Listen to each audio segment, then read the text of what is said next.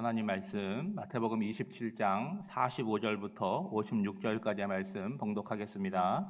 제6시로부터 온 땅에 어둠이 임하여 제9시까지 계속되더니 제9시쯤에 예수께서 크게 소리질러 이르시되 엘리 엘리 라마 사박다니 하시니 이는 곧 나의 하나님 어찌하여 나를 버리셨나이까 하는 뜻이라. 거기 섰던 자 중 어떤 이들이 듣고 이르되 이 사람이 엘리야를 부른다 하고 그 중에 한 사람이 곧 달려가서 해면을 가져다가 신포도주에 적시어 갈대에 꿰어 마시게 하거늘 그 남은 사람들이 이르되 가만두라 엘리야가 와서 그를 구원하나 보자 하더라. 예수께서 다시 크게 소리 지르시고 영혼이 떠나시니라. 이에 성서 휘장이 위로부터 아래까지 찢어져 둘이 되고 땅이 진동하며 바위가 터지고 무덤들이 열리며 자던 성도의 몸이 많이 일어나되 예수의 부활 후에 그들이 무덤에서 나와서 거룩한 성에 들어가 많은 사람에게 보이니라. 백부장과 및 함께 예수를 지키던 자들이 지진과 그 일어난 일들을 보고 심히 두려워하여 이르되 이는 진실로 하나님의 아들이었도다 하더라. 예수를 섬기며 갈릴리에서부터 따라온 많은 여자가 거기 있어 멀리서 바라보고 있다가 그 중에는 막달라 마리아와 또 야고보와 요셉의 어머니 마리아와 또 세베대의 아들들의 어머니도 있더라. 아멘.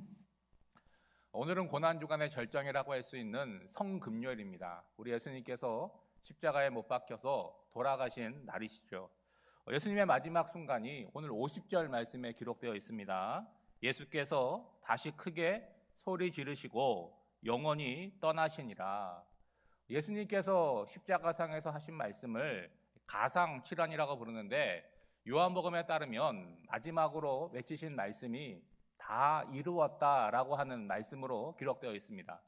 여러분 우리말로는 다 이루었다 이게 두 마디로 되어 있는 말씀이지만 헬라어 원문에는요 하나의 단어로 이걸 표현해요.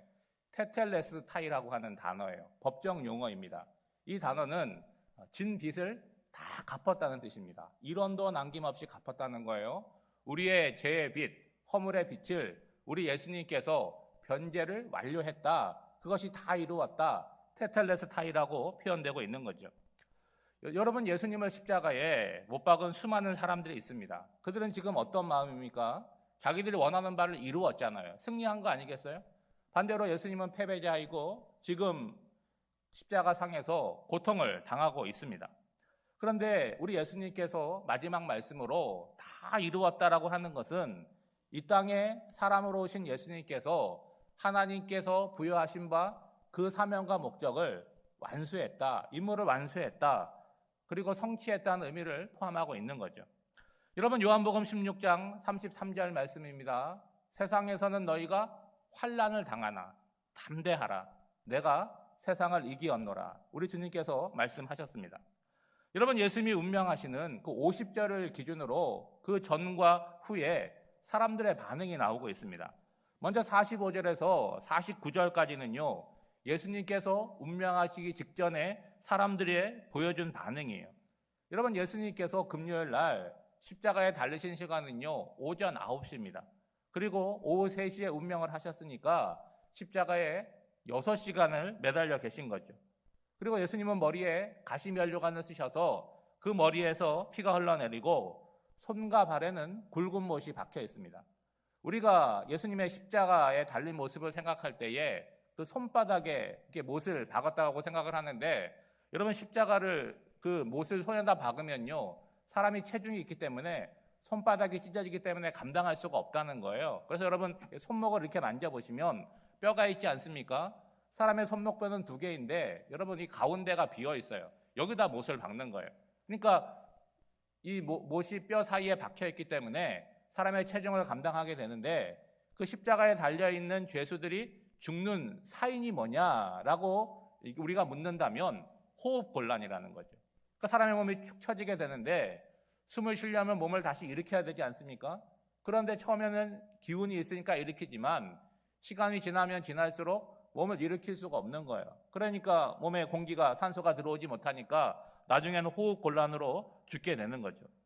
여러분 45절입니다. 제6시로부터 온 땅에 어둠이 임하여 제9시까지 계속되더니 이 성경에 나오는 시간을 오늘 우리 시간으로 계산을 하려면 6을 6시간을 더하면 되는 거예요. 그러니까 정오인 오전 12시로부터 오후 3시까지 어떤 현상이 나타났다는 거예요? 온 땅이 어두워졌다는 거예요. 여러분 본래 정오부터 오후 3시는요. 햇볕이 가장 뜨거울 시간, 강할 시간입니다. 그러니까 한여름에는 이 시간에는 야외 활동을 자제하는 그런 시간인데 이때 어두워졌다는 건 뭐예요? 햇볕이 가리워졌거나 그리고 빛을 잃었음을 말하는 거죠. 예수님의 십자가 사건 가운데 초자연적인 현상이 일어났음을 성경은 보여주고 있습니다. 여러분 예수님이 십자가에 달리는 과정, 또 달리시고 또 돌아가시는 과정 가운데 사람들이 예수님께 보인 반응은 뭐입니까? 비난과 조롱이라고 하는 거예요. 특별히 너가 하나님의 아들이라면 내려와 봐라. 그럼 우리가 믿겠노라. 예수님을 조롱하는 거죠. 여러분 예수님을 조롱한다는 건 또 누구를 조롱하는 거예요? 그 예수님을 세상에 보내신 하나님을 조롱하고 하나님을 모독하는 것입니다. 그런데 예수님 아무런 말씀하지 않으시죠. 그리고 예수님을 세상에 보내신 성부 하나님도 침묵하고 계세요. 그런데 해가 빛을 잃었다라고 하는 것은 우리 성부 하나님의 마음이 어떠했는지를 초자연적인 현상으로 지금 보여주고 있다는 거죠. 여러분 세상적으로 보면 어떤 힘이 있다라고 하는 건 뭡니까? 자신의 십자가에 달리지 않도록 내가 무죄함을 밝혀내고 변론하는 것이 힘이지 않습니까? 그리고 십자가에 달렸다라고 한다면 그들의 내려와 보라고 조롱할 때에 정말로 내려와서 그들에게 보여주는 것, 그들을 응징하는 것, 이것이 세상이 말하는 힘이고 능력이고 정의겠지요. 그런데 우리 하나님의 정의는 어떻게 나타납니까? 그런 세상 사람들이 말하고 있는 힘과 정의로 나타나는 것이 아니에요. 오늘 예수님께서 십자가에 달려 돌아가시는 모습을 보면 하나님의 정의는 어떻습니까? 오래 참으심이라고 하는 거죠. 그리고 우리가 만들어낼 수 없는, 우리에게 나올 수 없는 사랑과 자비와 국률로서 나타나고 있다는 거죠. 예수님께서 운명하실 시간이 다가왔을 때 예수님께서 마지막 힘을 다하여 하늘 하나님께 큰 소리로 부르짖습니다. 가상칠언 가운데 4번째 말씀이에요. 여러분 잘 아는 말씀입니다. 엘리 엘리 라마 사박다니. 이걸 우리말로 해석하면 나의 하나님 어찌하여 나를 버리셨나이까. 지금 예수님께서 십자가에 달리신 것은 개인으로 달리신 것이 아니라 인류의 대표자로 둘째 아담으로 지금 십자가에 못 박히신 것이죠.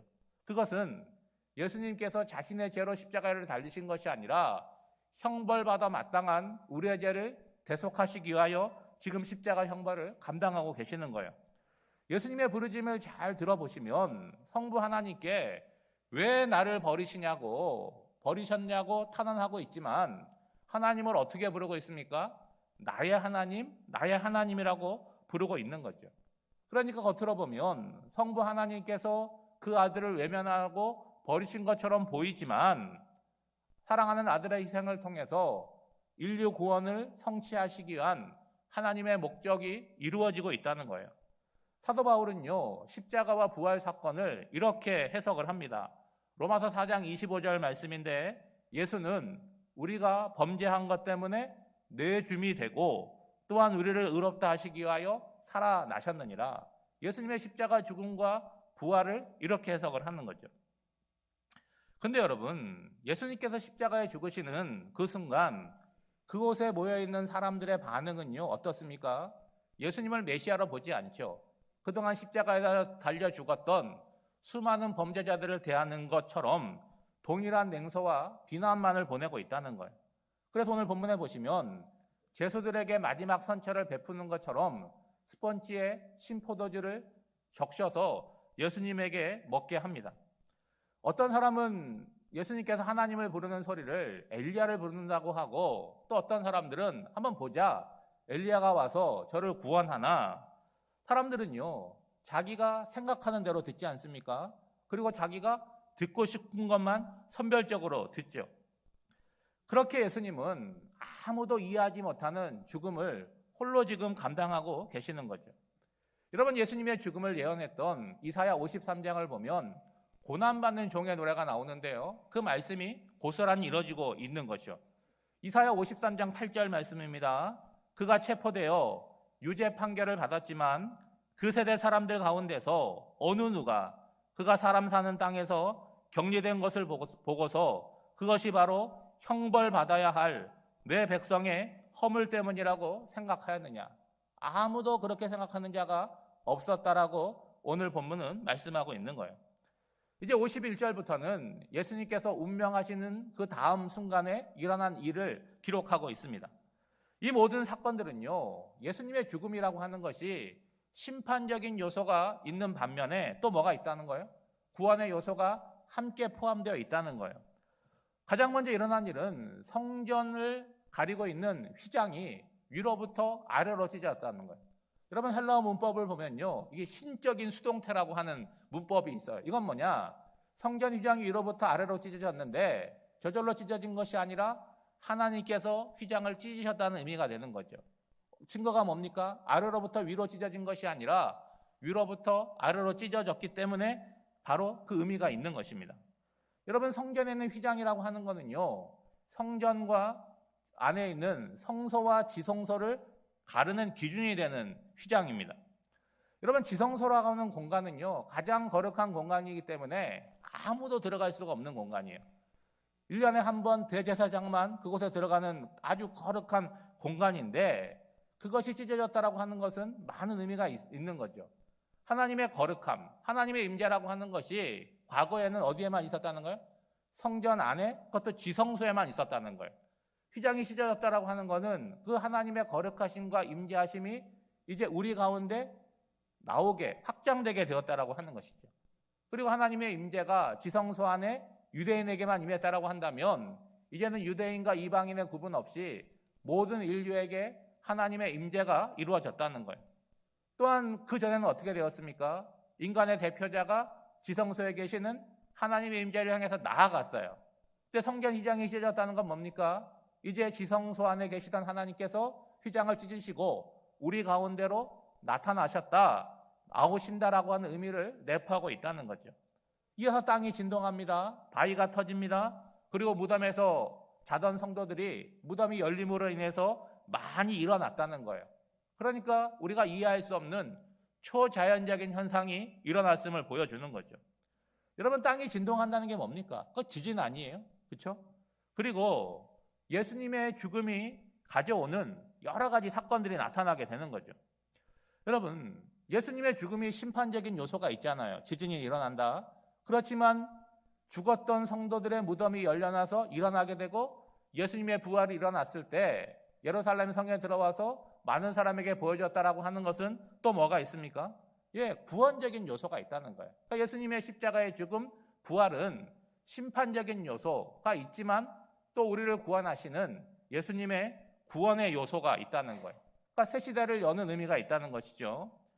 예수님을 조롱했어요. 무관심하는 자들이 이 모습을 보고 이제 어떤 반응을 나타냅니까? 54절을 보시기 바랍니다.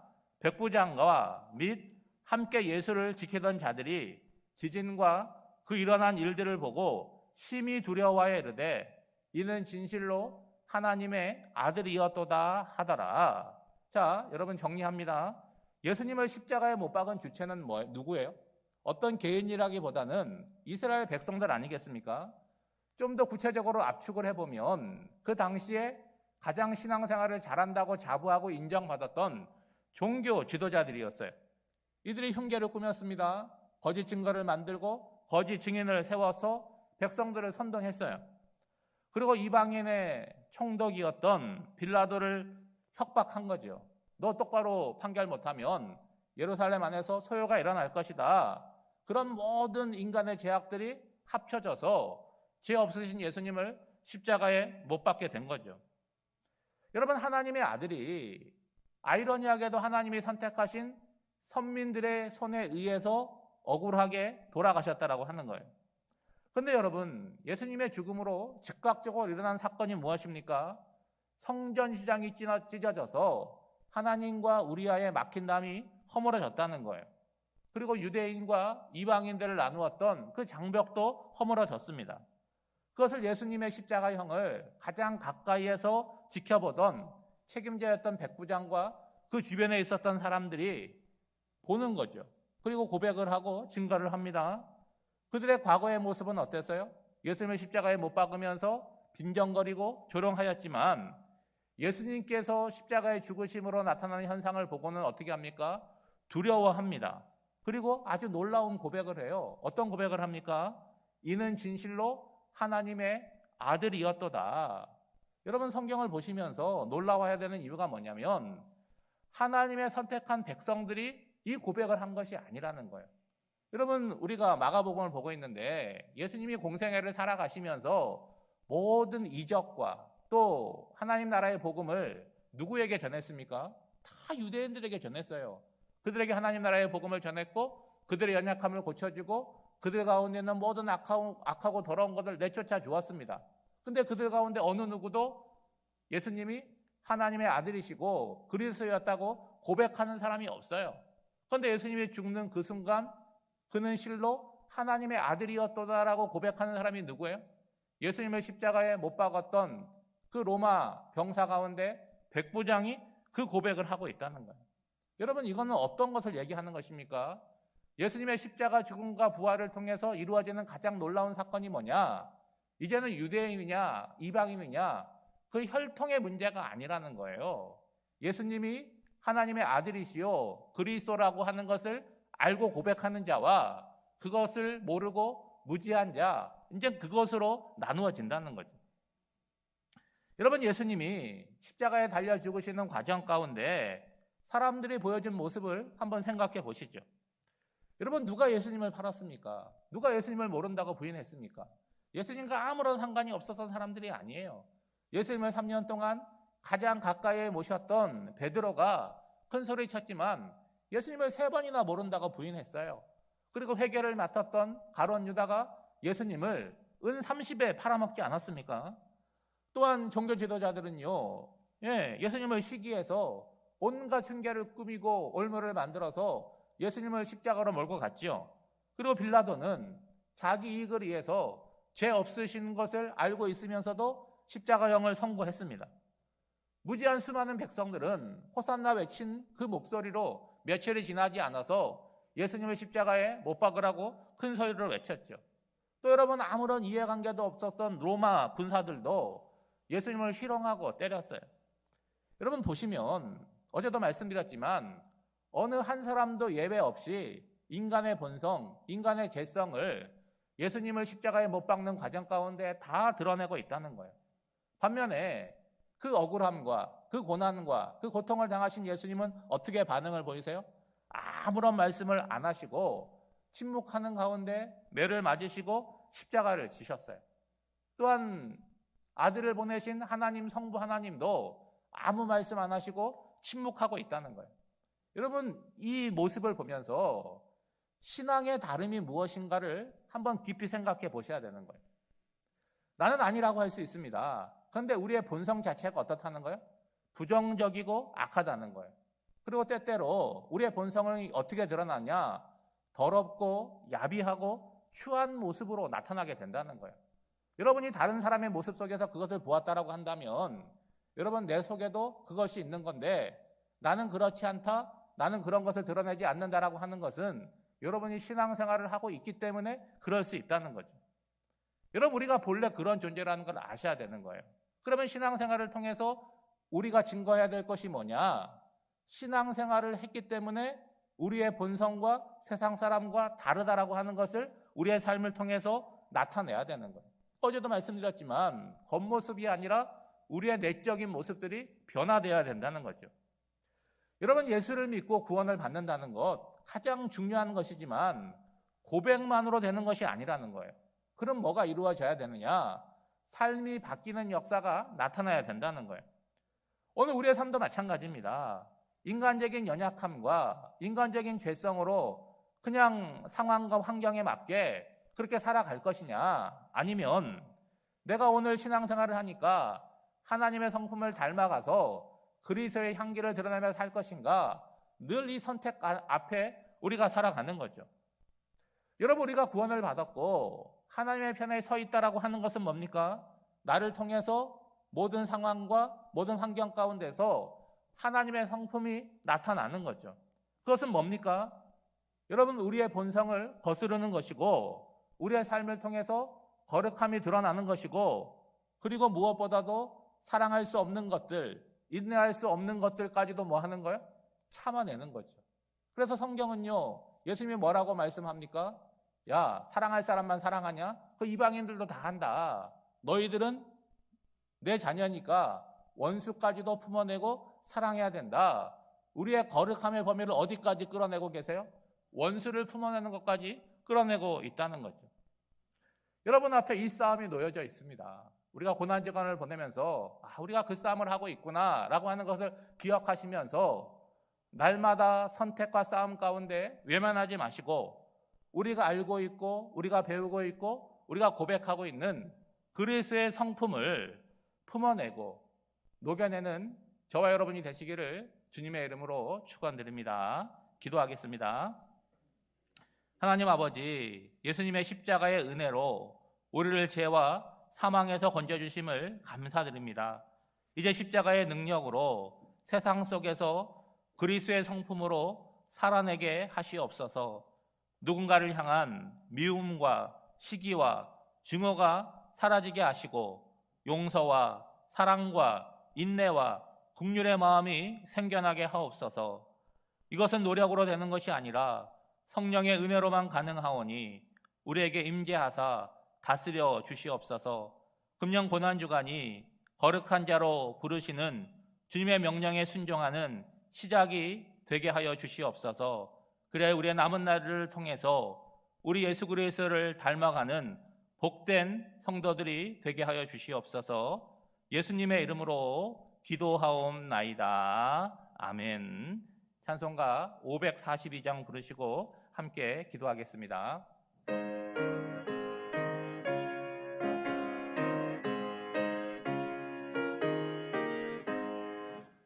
주 예수 의지함이 심히 기쁜 일일세. 영생 허락 받았으니 의심 아주 없도다. 예수 믿는 것은 받은 증거 많도다. 예수 귀한 예수 믿음 더욱 주소서. 그 주 예수 의지함이 심히 기쁜 일일세. 주를 믿는 나의 마음 그의 피에 적시네. 예수 믿는 것은 받은 증거 많도다. 예수 귀한 예수 믿음 더욱 주소서. 그 주 예수 의지하여 죄악 벗어버리네. 안위 받고 영생함을 주께 모두 얻었네. 예수 믿는 것은 받은 증거 많도다. 예수 귀한 예수 믿음 더욱 주소서. 그 주 예수 의지하여 구원함을 얻었네. 영원 무궁지나도록 주여 함께 하소서. 예수 믿는 것은 받은 증거 많도다. 예수 귀한 예수 믿음 더욱 주소서. 아멘. 여러분 함께 기도할 제목입니다. 우리의 삶의 가치 속에 예수님의 십자가 희생이 있음을 알고 또 그것을 붙들고 살아가게 해달라고 기도하시고, 의와 진리와 거룩하심으로 부름받은 새 사람으로 살게 해달라고 기도하시고, 또 예수 그리스도의 성품이 오늘 나의 삶을 통해서 드러나게 해달라고 기도하시고, 마지막으로 죄단 세상에서 거룩함을 이루는 싸움을 잘 감당하고 승리하게 해달라고 우리 아버지 한번 부르시고 통성으로 기도하겠습니다. 아버지, 고맙고 감사하신 아버지 하나님, 늘 잠들어 있던 우리들을 고난주간 가운데 깨어있게 하여 주시고 주님의 몸된 교회와 또 깨어서 온라인을 통해서 함께 말씀을 들으며 기도하게 하여 주시니 감사드립니다. 아버지 하나님, 세상적으로 볼 때 드러낼 것이 없습니다. 자랑할 것이 없습니다. 연약한 뿐입니다. 그러나 우리의 삶의 가치 속에 예수 그리스도의 고난과 십자가의 희생이 있음을 알게 하여 주시옵소서. 아버지, 세상에서는 우리가 환난을 당하지만 담대하라, 내가 세상을 이기었노라 말씀하시는 주님의 음성이 오늘을 살아가는 우리의 심령 가운데 새겨지게 하여 주시옵소서. 세상을 살아가는 일이 고단하고 힘든 삶이지만 오늘 우리의 가치가 얼마나 하나님 앞에 아름답고 소중한 가치가 있는지를 알게 하여 주셔서 어깨를 펴고 당당하게 하시고 힘있게 삶을 살아나갈 수 있도록 주님 인도하여 주시옵소서. 무엇보다도 아버지 하나님, 우리는 과거에 제대한 존재, 허물이 있었던 존재가 아닙니다. 예수 그리스도의 십자가 희생을 통하여 의와 진리와 거룩하심으로 부름받은 새 사람을 입었습니다. 아버지 하나님, 낡은 포도주와 낡은 부대로 살지 않게 해주시고 이제는 새 부대와 새 포도주가 되어 삶을 살아나갈 수 있도록 인도하여 주시옵소서. 죄의 자리, 아버지 허물의 자리, 연약함의 자리 가운데 우리를 위하여 희생하신 예수 그리스도를 생각하게 하여 주시고 그 권능과 그 부활의 힘을 의지하며 오늘을 살아갈 수 있도록 주님 인도하여 주시옵소서. 아버지 하나님, 우리는 부정적인 존재이고 악한 존재입니다. 때로는 아버지 아비하고 치사하고 우리의 삶을 통하여 도무지 선한 것이 나오지 않는 그런 존재입니다.